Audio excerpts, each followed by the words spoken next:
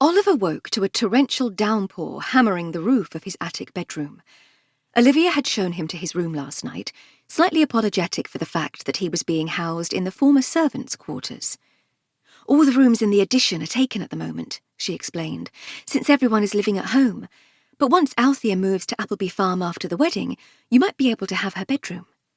Take the intimidating Althea's bedroom? No thanks.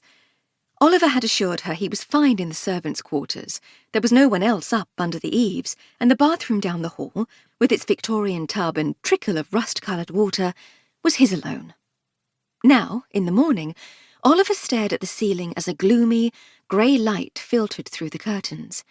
He tried to recapture some of the ebbing optimism he'd felt last night. He was a bit overwhelmed by all the Penryns with their various eccentricities. He'd grown up with his one cousin Jack, who had gone to boarding school at 7, when Oliver had been only 5 years old.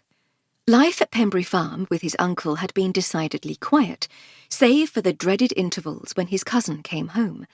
In between those times, however, his uncle had been a man of few words, and his Aunt Penny, who was a far more convivial character, had divorced Simon and moved to London when Oliver had been 12. He still kept in touch with her, and she was as fun and enthusiastic as ever, if a bit distant. The women in his life, he'd thought more than once, with a determined pragmatism, seemed destined to leave him. First his own mother, scarpering off to Australia when he was a kid, and then his aunt and virtual mother figure.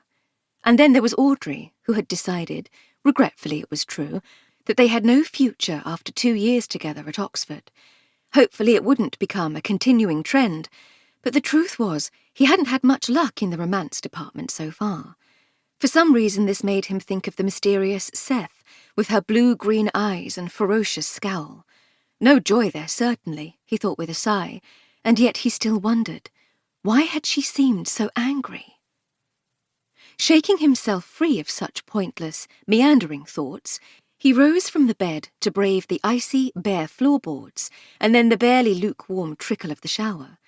5-star accommodation it was not, but he wasn't going to complain. Free room and board had been generous enough for him.